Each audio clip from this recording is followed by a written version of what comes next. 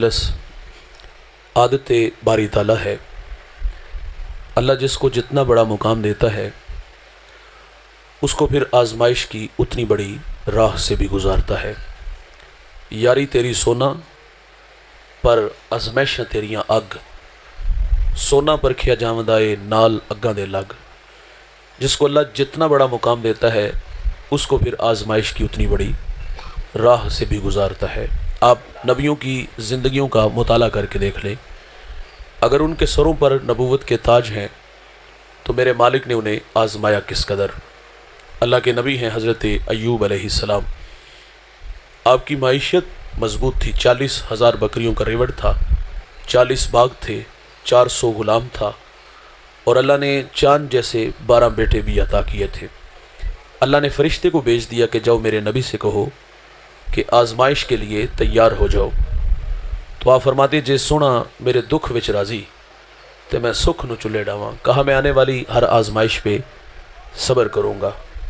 सुनिएगा, आप मिंबर पे जलवा फिराज हैं और ताहद नज़र हवारी हैं और उनसे माहवे कलाम हैं। अचानक एक ग़ुलाम दौड़ा दौड़ा आया और उसने आके अर्ज़ किया कि गज़ब हो गया, 40,000 बकरियों का रेवड़ पानी की बेरहम मौजें बहा के ले गई। तो आपने सब्र किया। अभी उसकी बात ख़त्म नहीं हुई कि एक और आया, कहा गज़ब हो गया, 40 बाग हवा का तेज़ झोंका आया उड़ा के ले गया। आपने उस पर भी सब्र किया। अच्छा, दरमियान में वक्फ़ा नहीं डाला गया कि अगला इम्तिहान 6 माह बाद लिया जाएगा। एक वक़्त में सारे इम्तिहान हैं। तीसरा आया और उसने जो आके ख़बर दी वो ख़बर सुन के कलेजा मुँह को आता है। उसने कहा गज़ब हो गया, आपके 12 बेटे किसी के यहाँ मेहमान बने, मकान की छत गिरी और आपके 12 के 12 बेटे शहीद हो गए। औलाद आंखों की ठंडक, मन का करार, औलाद को असाई पीरी कहते हैं। आपने उस पर भी सब्र किया। फिर हज़रत अय्यूब अलैहिस्सलाम के जिस्म में ज़ख्म आए, शहर वालों ने आपको शहर से निकाल दिया।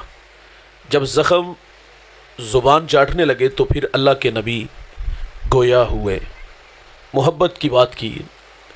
शिकवा हम लोग करते हैं ज़िंदगी में, अगर कोई इम्तिहान आ जाए तो हम कहते हैं या अल्लाह सारे दुख साढ़े गरीबां वास्ते, लेकिन जो अहलुल्लाह होते हैं वो राज़ी बर रज़ा रहते हैं। सुनिएगा, आप अर्ज़ करते हैं मालिक 40,000 बकरियों का रेवड़ पानी की बेरहम मौजे बहा के ले गई, मैं ना बोला।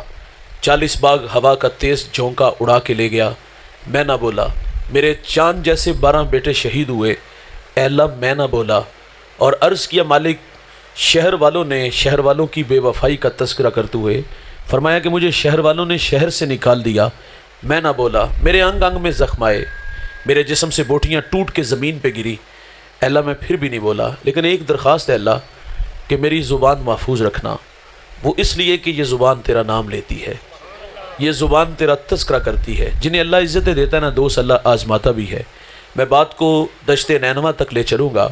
सुनिएगा, मेरे और आपके आका व मौला नबी रहमत सल्लल्लाहु अलैहि वसल्लम, आप इमामुल अंबिया हैं और ज़िंदगी में कितने इम्तिहान आए। हुजूर अभी शिकमे मादर में है कि आपके सर से आपके वालिद गिरामी का साया उठा लिया गया। ये उस वक़्त हुआ जब हज़रत अब्दुल्ला रदी अल्लाह तआला अन्हु शादी के कुछ अर्सा बाद तजारत के लिए मुल्क शाम गए और वहाँ से वापस अब्दुल मुत्तलिब के ननहाल यसरब आए। यसरब बीमारियों का घर था, आए और बीमार हो गए। काफ़िला चंद दिन ठहर गया कि आपकी तबीयत बहाल हो और हम साथ ले चले, लेकिन तबीयत दिन ब दिन बिगड़ने लगी तो मजबूरन काफ़िला मक्का चला गया और हज़रत अब्दुल्ला रदी अल्लाह तआला अन्हु का इंतकाल वहीं यसरब में हो गया। और ये ख़बर मक्कातुल मुकर्रमा में अब्दुल मुत्तलिब के ख़ानदान पर बिजली की तरह गिरी।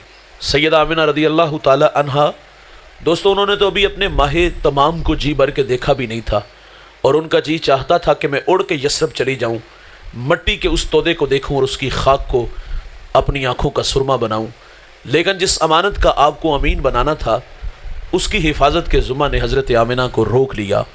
हुजूर अभी दुनिया में तशरीफ़ नहीं लाए, शिकमे मादर में हैं कि आपके सर से आपके वालिद गिरामी का साया उठा लिया गया। आप दुर्रे यतीम पैदा हुए। मेरे नबी की उम्र 6 साल हुई, चलने फिरने के काबिल हुए, सफ़र की सोबतें सहने के लायक हुए तो सैयदा आमिना अपने मन की बात अपने ससुर जनाब अब्दुल मुत्तलिब से कह डालती हैं कि 6 साल जुदाइयों में गुजर गए, अगर आप रुखसत अनायत करो तो आरजू है कि उस खाक को आंखों का सुरमा बना लूँ।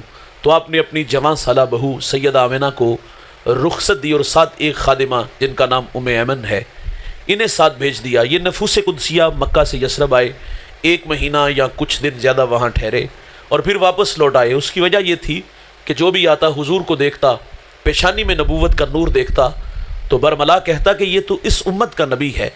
لوگوں کا جمگٹھا ہوا۔ سیدہ آمنہ فرماتی ہیں میرے دل میں خوف پیدا ہوا کہ کہیں یہ میرے بیٹے محمد کو گزن نہ پہنچائے۔ اس خوف نے سیدہ کو واپس پلٹنے پہ مجبور کر دیا۔ آدھا سفر طے ہو گیا اور آدھا سفر ابھی باقی تھا کہ راستے میں ایک گمنام بستی جس کا نام ابوا ہے، اب تو وہ گمنام نہیں کیونکہ اس کو نسبت سیدہ آمنہ رضی اللہ تعالی عنہا سے ہے۔ آپ وہاں آ کر کے رک جاتی ہیں، بخار نے آ گھیر لیا اور آپ جان گئی کہ یہ بخار جان لے لے گا۔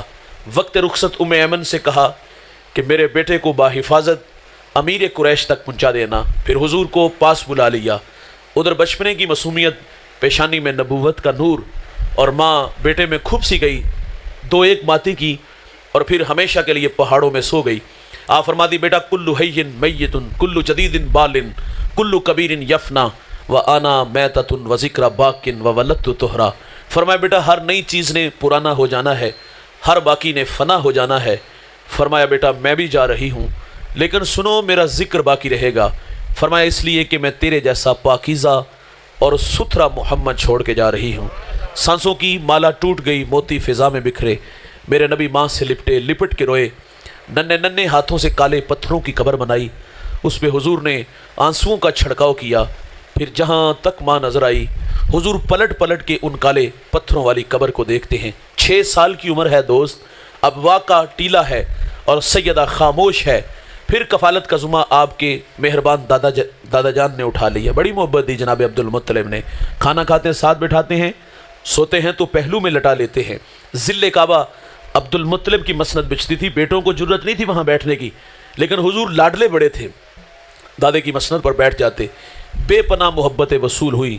بھائی جان غم کی کہانی نہیں ٹوٹی، سیلاب نہیں تھما۔ یہ 2 سال بعد جناب عبد المطلب کا بھی انتقال ہو گیا، اور راوی لکھتا ہے کہ جب مکے کے بازار سے عبد المطلب کا جنازہ اٹھا، آگے آگے جنازہ تھا اور پیچھے پیچھے میرے رسول تھے، اور آپ مکے کی دیواروں سے لپٹ کے اپنے دادا کی جدائی میں رونے لگے۔ پھر کفالت کا ذمہ آپ کے چچا جناب ابو طالب نے اٹھا لیا۔ بڑی محبتیں ملی، کھانا کھاتے ہیں ساتھ بٹھاتے ہیں، سوتے ہیں تو پہلو میں لٹا لیتے ہیں۔ زندگی میں امتحان آئے بھائی، عام الحزن آیا، وہ غم کا سال جس میں شفیق چچا اور آپ کی رفیقہ حیات حضرت خدیجہ کا انتقال ہو گیا۔ اس سال کا نام غم کا سال تھا۔ میرے نبی گھر میں ہی لگ کے بیٹھ گئے، لیکن پھر کار نبوت کی ذمہ داریاں میرے نبی کو میدان عمل میں لے آتی ہیں۔ ہم نے قوم کے رویے پڑھے۔ اب کے بار جب حضور میدان عمل میں آئے تو لوگوں نے پتھر مارے، گڑھے کھودے، اجریاں پھینکی، گلے میں رسی ڈال کے تو دیے۔ کتنے دکھ ہے جو مکہ والوں نے میرے رسول کو نہیں دیے۔ عام الحزن آیا، اور پھر شیب ابی طالب میں 3 سال محصور رہے۔ سوشل بائیکاٹ ہوا، ماؤں کی چھاتیوں سے دودھ خشک ہو گیا۔ بچے بھوک کی وجہ سے روتے ہیں تو مائیں منہ پہ تھپڑ نہیں مارتی، بس اتنا کہتی ہے کہ بچوں اگر تمہارے رونے کی آواز کافروں نے سنی تو وہ تمہارے نبی محمد کو تانے دیں گے۔ بچے خاموش ہو جاتے۔ صحابہ کہتے ہم نے پتے کھا کے گزارا کیا، چمڑے بھگو کر کے گزارا کیا۔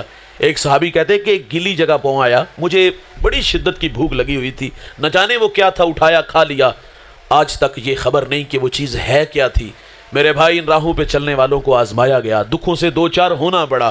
طائف تشریف لے گئے حضور، پڑھے لکھے لوگ ہیں، میں انہیں بات سناتا ہوں، لیکن انہوں نے بھی دعوت کو مسترد کیا۔ حضور فرماتے میں آیا، میں نے تمہیں اپنی بات سنائی، تمہاری قسمت کہ اسے قبول نہیں کیا۔ فرمایا مہربانی کرنا میرے آنے کی خبر مکہ کے لوگوں کو نہ دینا۔ انہوں نے کہا ہم تو اس کی تشہیر کریں گے۔ سنیے گا دوست، حضور طائف سے واپس تشریف لانے لگے۔ طائف کا بازار ہے اور 2 رویا کتارے ہیں، اوباش لڑکے ہیں اور ان کے ہاتھوں میں پتھر ہیں۔ میرے نبی فرماتے میں قدم اٹھاتا ہوں تو وہ میرے پاؤں پہ پتھر مارتے ہیں۔ مجھے درد ہوا اور میں درد کی شدت کی وجہ سے زمین پہ بیٹھ گیا۔ وہ آگے بڑھے، حضور کو کندھوں سے پکڑا، کھڑا کیا۔ حضور فرماتے میں دوسرا قدم اٹھاتا ہوں تو وہ میرے دوسرے پاؤں پہ پتھر مارتے ہیں۔ بدن لہو لہان ہو گیا۔ جوانو، اس دین کی بنیادوں میں پیغمبر کا خون ہے۔ یہ دین بڑی محنت سے آیا ہے۔ میں اکاڑا ایک جگہ خطاب کر رہا تھا، کچھ لوگ ناراض ہو گئے، سچ آکھی تے پامڑ مچدے نے، اور اقبال نے بھی کہا تھا کہ چمن میں تلخ نوائی میری گوارا کر، کہ زہر بھی کرتا ہے کبھی کارے تریاکی۔ کڑوی کو سہیلی تھی میں نے برملا برجستہ کہا، حجروں میں بیٹھ کے نہیں، نذرانے وصول کر کے نہیں، ہاتھ چما کے نہیں۔ یہ دین محنت سے آیا ہے، یہ دین جستجو سے آیا ہے، میرے نبی اس پیغام کو لے کے طائف آئے تو طائف والوں نے پتھر مارے، عرض کیا گئی کہ ان کے لیے بد دعا کر دیں، تو حضور فرماتے میں رحمت بن کے آیا ہوں۔ اور وہاں ایک جملہ ارشاد فرمایا جو علماء کے لیے تھا، مبلغین کے لیے تھا۔ حضور فرماتے مجھے ان کی نسلوں سے امید ہے کہ وہ میرے ساتھ چلیں گے۔ نتائج بعض اوقات آنے والی نسلوں پہ چھوڑے جاتے ہیں، ہم تو دل برداشتہ ہو جاتے ہیں نا، ظاہر ہے جس کی گھر نہیں چلتی مسجد میں تو ضرور چلتی ہے، تو ہم بعض اوقات دل برداشتہ ہو کے کہتے ہیں کہ ہمیں تو سجدے سے غرض ہے، یہاں نہیں تو وہاں صحیح، بڑیچہ والا نہیں تو ہم آگے کہیں کھاریاں چلے جائیں گے، کھاریاں نہیں تو آگے جہلم چلے جائیں گے۔ لیکن حضور کا یہ فرمان روشنی دیتا ہے کہ نتائج بعض اوقات آنے والی نسلوں پہ چھوڑے جاتے ہیں۔ آپ جانتے ہیں جب سندھ کے اندر نہید نامی بیٹی کے سر سے راجہ دہر کے گنڈوں نے دوپٹہ کھینچا تو اس نے یا علل حجاج کہا۔ حجاج تاریخ کا کوئی قابل ذکر انسان نہیں، بہت بڑا بدماش ہے، اور اس کے ہاتھ ہزاروں لوگوں کے خون سے رنگے ہوئے ہیں۔ اس سماج کا بدماش آدمی کہتا ہے لبیک یا اختی بہن، میں حاضر۔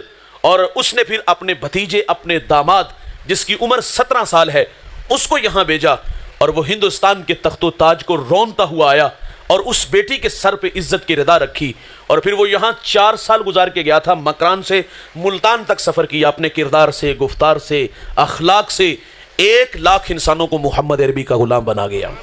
وہ خود چلا گیا لیکن یہاں دین چھوڑ گیا۔ اس شخصیت کو زمانہ آج محمد بن قاسم کے نام سے جانتا ہے۔